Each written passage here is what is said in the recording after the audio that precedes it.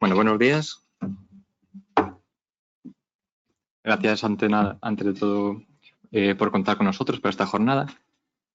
Mi nombre es Alberto, soy responsable de ingeniería en la empresa Cenergia. Me presento brevemente y nos dedicamos a la elaboración de proyectos de ingeniería para otros especistas o para promotores en proyectos ayudándole a la licitación y contratación de los instaladores. También tenemos departamento de consultoría, regulación, subvenciones y demás. Vamos. Pero bueno, vamos a hablar un poco de la parte técnica. Muchos de los puntos que vamos a tratar los definió mi compañero Miguel ya en la guía, que me parece muy interesante. También traigo mis datos estadísticos sacados de estudios que, bueno, básicamente el resultado es bastante similar, ¿no? Que la mayoría un gran porcentaje de los defectos que provocan incendios son de las instalaciones en corriente continua, de las conexiones en corriente continua y también en el equipamiento elegido, ¿no? Vamos a ver, en las fases en las que intervenimos, sobre todo como ingenieros, ¿no? Desde el diseño hasta la supervisión de la instalación, ¿qué podemos hacer para, una vez que conocemos la fuente de los problemas, cómo podemos acotarlos, ¿no? En primer lugar, la selección de las empresas con las que vamos a trabajar. Es importante trabajar con empresas con experiencia y sobre todo empresas que la parte de mantenimiento sea parte de su modelo de negocio, no solo la instalación. Empresas que de verdad quieran, una vez instalado, quedarse con el mantenimiento de la instalación, no solo los 2 años de garantía que suelen ofrecer, sino que les interese de verdad a largo plazo mantener esa instalación. Porque son empresas que van a construir pensando en el futuro problema que se pueden encontrar, ¿no? Efectivamente, pues aquí, que tengan la visión a largo plazo de que estén realmente interesados por el bien de ellos mismos, no solo del cliente, de que la instalación esté bien ejecutada. Nosotros en proyecto muchas veces definimos los equipos principales a instalar, ¿no? Paneles, inversores, estructura, y dejamos un poco en manos del instalador el equipamiento BOSS, el equipamiento auxiliar que él pone, los cuadros eléctricos, los conectores que compra. Pues es importante también definir estos puntos en nuestros proyectos, en los pliegos de condiciones, dejar claro las calidades que queremos pedir y después hacer el seguimiento de que el instalador efectivamente pone esos equipos. También la ubicación de los equipos. Siempre pensamos en las instalaciones fotovoltaicas en términos de producción y costes a la hora de hacer la instalación, pero también hay que tener un poco en cuenta, comentaba Miguel también en la guía, el tema, a lo mejor el sitio más seguro para colocar unos inversores no siempre es el más económico en cuanto a nivel de cableado o facilidad de ejecución, pero sí que a la larga, pues ubicar los equipos en un sitio adecuado, pues nos ahorra problemas, ¿no? Y después, entrando un poco en el punto de las conexiones en corriente continua, tratar de limitar en la medida de lo posible los puntos de conexión. A la hora de colocar módulos, intentamos evitar latiguillos, que 10 paneles en una zona que vayan conectados con otros 10 de otra, pues latiguillos, pues intentar reducir eso lo mínimo posible, ¿no? Concentrando los paneles. También los cruces, ¿no? Cuando ponemos en coplanar paneles en vertical, pues el de arriba va conectado en diagonal con el de abajo, ¿no? Pues intentar también elegir paneles con cable suficientemente largo para poder hacer eso sin realizar un latiguillo, que serían otros 2 puntos de conexión a mayores. Bueno, esto entra un poco también en la parte de trazado de los circuitos. Zonas de tránsito, por ejemplo, en pasillos, pues si podemos hacer un solo cruce, pues intentemos, ¿no? Hacer los menos posibles. Una zona en la que hay máquinas de aire acondicionado, por ejemplo, que va a estar otra gente ajena a la instalación pasando por ahí, pues cuantos menos puntos de contacto con los cables tengamos, pues mucho mejor. También en zonas donde sea frecuente el daño por animales, por ejemplo. En una granja yo creo que no se van a asustar porque le propongas poner un cableado de alterna blindado, ¿no? Es su pan de cada día, están acostumbrados a que las estaciones sean así, aunque sean más caras, pues ya anticiparnos y proponerlo, mira. Lo mismo para las canalizaciones, que se puedan sellar herméticamente, con espumas ignífugas, que no siempre se utilizan. Y bueno, lo que os comentaba antes de tener en cuenta la longitud de cableado de módulos y también el acceso a los equipos que instalamos, ¿no? Las cubiertas no siempre son accesibles, en los paneles no tenemos más remedio, pero una cubierta no accesible, pues cajas de conexiones y demás, pues hay que intentar buscarle un sitio adecuado donde podamos, en caso de fallo, acceder rápidamente. Y sobre todo, señalizar bien los accesos y dónde están instalados cada equipo. Bueno, aquí algunos ejemplos, ¿no?, de daños que producen los roedores en los cables, aves anidando debajo de los paneles, errores en los puntos, en los conectores de corriente continua. Por ejemplo, respecto a los conectores, aquí tenemos la ficha de un panel de Trina, que es una marca muy extendida, que no siempre nos fijamos en este tipo de detalles, ¿no? Que el propio panel te dice qué conector debes utilizar. El conector MC4 Evo 2, en este caso.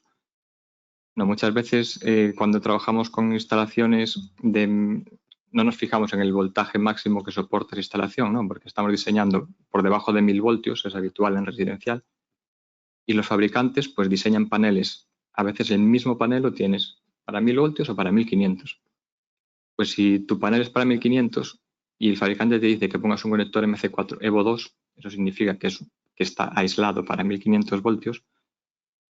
Y si no lo tenemos en cuenta y ponemos un conector de 1000 voltios, que es un estándar MC4, aunque nuestro diseño no va a superar ese voltaje, el punto débil de la instalación lo estamos creando ahí, en esa conexión.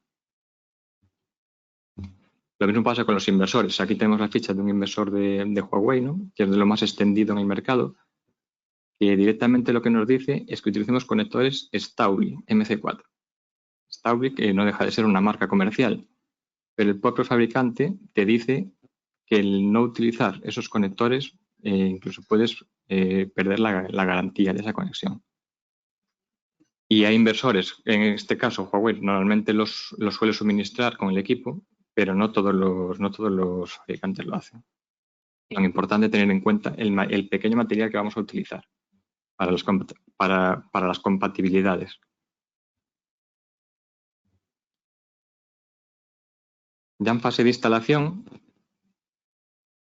tener en cuenta cuando nos toca ser directores de obra, ser muy puntillosos con que los instaladores ejecuten lo proyectado, o si ven algo a mejorar o a cambiar, que se modifique, ¿no?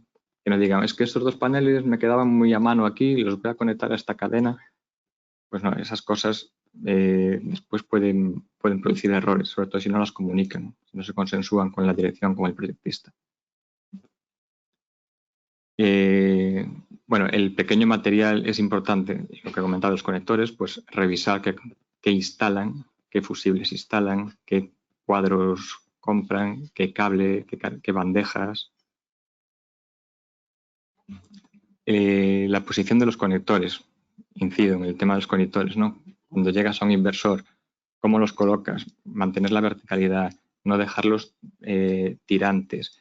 Por debajo de los paneles, cuando los embridamos muchas veces, agarramos ahí las cocas de cable apretadas y quedan los cables en tensión.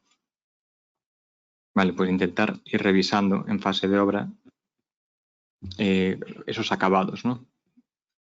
El trazado de los circuitos, pues lo que decía antes también, intentar lo menos accesible posible, que estén poco accesibles, ¿no? Intentar evitar golpes y utilizar bandejas rígidas, intentar separar siempre los cables positivos de los negativos. Esto es importante sobre todo para daños que pueden producir los roedores, por ejemplo. No es lo mismo No es lo mismo un corto entre dos cables negativos o entre dos cables positivos que entre un positivo y un negativo, ¿no? El arco que se puede producir ahí es de una intensidad mucho mayor. Daños por agua. Son instalaciones a la intemperie, por supuesto, los equipos están preparados para eso, pero, por ejemplo, un conector no debe quedar nunca en una zona sumergida. Hay que intentar siempre bridarlos, dejarlos debajo de los paneles, bien agarrados. Aquí vemos algunas imágenes, por ejemplo, un daño en un cuadro eléctrico por entrada de agua, ¿no? Intentar siempre en los cuadros eléctricos en exteriores que sean de la IP adecuada, acometerlos siempre por abajo. En las canalizaciones, tener en cuenta en los bordes afilados, intentar dejar holgura en los cables, o sea, revisar bien las curvas antes de que los instaladores pongan las tapas, proteger los cantos con cubregomas y demás.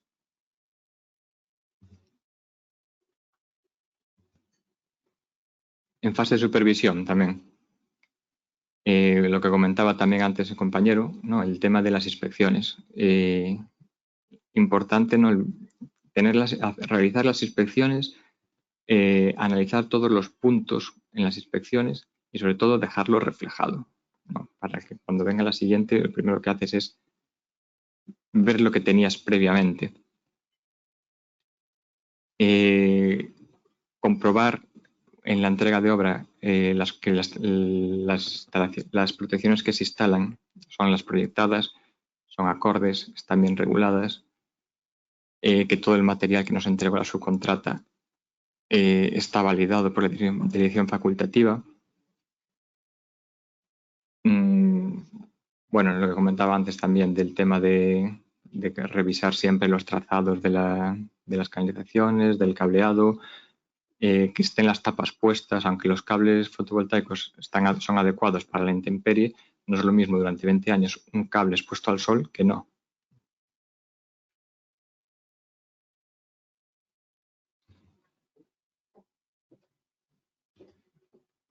Vale, y el fase de mantenimiento, importante lo que comentaba antes, ¿no? Que las empresas que se dedican al montaje se dediquen también al mantenimiento, que tengan eso muy presente.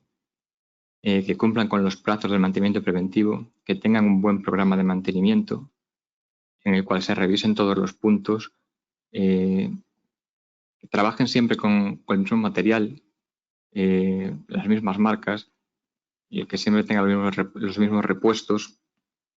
Y el tema de la termografía también es un tema que está muy extendido en grandes parques, en grandes superficies, pero no tanto en cubiertas. Y es un análisis que te puede dar en cuestión de minutos detectar puntos tanto de defecto del panel como de suciedad que pueda provocar errores futuros, y pues, en un vistazo rápido puedes detectar y anticiparte al futuro riesgo, ¿no? El seguimiento de las instalaciones. Tener la monitorización y controlarla. No deberíamos entregar una obra sin tener por lo menos una semana de supervisión y control monitorizado, ¿no? Desde ya nuestra oficina, pues comprobar el funcionamiento. Si tenemos varios inversores, que todos arrancan a la misma hora, cómo se comportan los strings, el voltaje que tienen. Es una forma rápida también de detectar que se instaló conforme a lo proyectado, ¿no? Que las cadenas se conectaron al inversor correspondiente, según le habías dicho, sobre todo también a la hora de tener, ¿no?, un esquema final de la instalación y poder decir, al tener tu esquema, tener tu plano de implantación en las instalaciones, para que cuando llegue un externo, pues sepa que el string que está dando fallo está conectado a este inversor y está en la zona de la cubierta, ¿no? Pues comprobar que eso funciona así. La monitorización es lo más rápido para tener este punto de vista. Y después también importante en temas de, por ejemplo, después de una tormenta, una vez que instalas, pues después de la primera tormenta, echar un vistazo, ¿no? a la monitorización, al posible fallo que pudo haber dado. Que muchas veces son fallos que para la instalación un momento, pero después vuelve a reenganchar, no te queda un aviso ahí, pero que se borra al cabo del tiempo. El registro siempre lo tienes, ¿no? En el inversor siempre puedes entrar y descargar de todo el histórico y el registro. Pero el aviso que te da cuando tú entras en la aplicación de que hubo un error ahí, esos avisos se suelen borrar. Entonces, si no está en tu zona, tú no tienes una instalación en Murcia, pues tú no te vas a enterar de que hubo una tormenta, ¿no? Pero avisas al de mantenimiento, oye, si ves que va a haber tormenta o cualquier cosa, pues me llamas y me conecto un momento y comprobamos que si hubo algún problema, ¿no? Pues tener ese tipo de seguimiento, o cuando programamos un mantenimiento, antes de ir, pues tratar de revisar, ¿no?, las alarmas que tiene. Bueno, y respecto a la monitorización, tener en cuenta a la hora de instalar la conectividad que le vamos a dar, ¿no? Muchas veces conectamos los dispositivos de monitorización al mismo cuadro donde conectamos la instalación fotovoltaica, de forma que si perdemos la instalación fotovoltaica por cualquier fallo, perdemos la visión. Si lo tenemos conectado en otro sitio, por lo menos tenemos la visión de que eso está parado. Intentar conectar siempre los dispositivos de monitorización en los cuadros generales de la nave. Y bueno, y el tema de la termografía que comentaba antes también, pues eso, importante para el mantenimiento tener una termografía, aunque no sea todos los años, pero sí cada 2 o 3 años, para ir detectando la degradación que tienen esos paneles. La limpieza de los paneles. Tratamos la limpieza muchas veces como un tema de rendimiento de la planta, ¿no?, de producción. Pero también es un tema importante en el tema de alargar la vida de los equipos, de los componentes y la seguridad de los mismos. Por ejemplo, los excrementos, los paneles son autolimpiables, ¿no? Dicen, cuando llueve la suciedad se va. Bueno, en un sitio llueve más que otros. Y un excremento durante meses se puede quedar adherido ahí y fácilmente provocar un punto caliente en ese módulo. Bueno, la limpieza de los paneles debe ser ejecutada por personal que sepa lo que está haciendo, ¿no? Tratar de evitar limpiadores a presión, prohibidísimos en instalaciones fotovoltaicas. Y nada, eso. En cubiertas no accesibles es difícil tener la previsión, ¿no? Una cubierta plana a lo mejor sí que puedes dejar unos puntos de agua, pero en una cubierta que solo subes para instalar y no vas a volver, pues es complicado, ¿no? Pero hay que intentar, aunque no sea todos los años, sí por lo menos cada 2 años, intentar quitar esa suciedad adherida, concentrada en una célula que pueda provocar ese problema. Lo mismo con la vegetación, ¿no? Cuanto más a menudo la hagamos, pues más fácil va a ser después quitarla.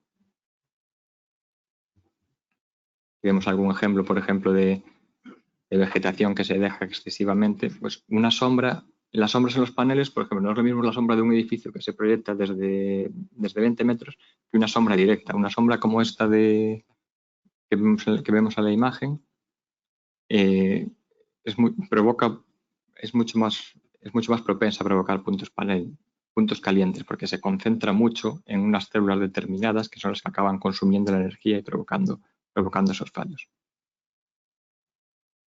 Aquí vemos un ejemplo de una termografía, ¿no?, que se ven claramente con un vistazo rápido qué células están dañadas. Este creo que se corresponde con un montaje en un seguidor, pero es habitual también ver en cubiertas coplanares que no se dejan pasillos de mantenimiento, ¿no? Ver así todos los paneles juntos, por ejemplo. En este caso, para el acceso a ese panel, pues se nos complique. Tendríamos que desmontar varias filas para poder acceder, ¿no? También es una fase que en el diseño deberíamos tener en cuenta a la hora de ubicar los módulos, tratar de dejarlos siempre accesibles, sobre todo los inicios y finales de las cadenas, tratar de dejarlos cerca de los bordes o los pasillos, ¿no?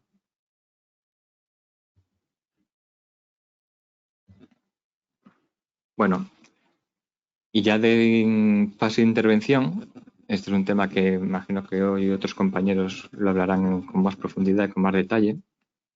Bueno, pues principalmente ya una vez se produjo el fallo, es importante haber dejado constancia de que ahí hay una instalación fotovoltaica y de dónde están ubicados los equipos, ¿no? Dejar señales de advertencia y de dejar planos.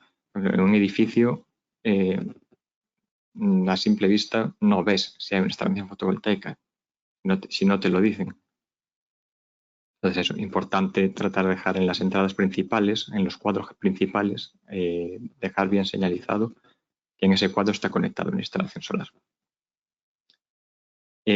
También hay actualmente dispositivos, ¿no?, como el Fireman Switch, que son dispositivos que no está muy extendido su uso, pero que sí que te permiten, son dispositivos que se conectan cerca de los paneles solares, o deberían conectarse lo más cerca posible a los paneles solares, y que llevan un relé conectado a un cuadro eléctrico, de forma que cuando pierde tensión secciona la parte de corriente continua, ¿no? De forma que cuando tú llegas a un inversor, aunque esté apagado, ya te garantizaste que la corriente continua, que ya viene seccionada, que ya está cortada, que no vas a tener ese problema que puedes intervenir en ese equipo sin saber que no hay tensión ya, sin necesidad de cortar el switch, que muchas veces el switch de corriente continua ya está en el propio inversor. Si tú tienes un incendio en el propio inversor, ya está inaccesible para poder meterle mano.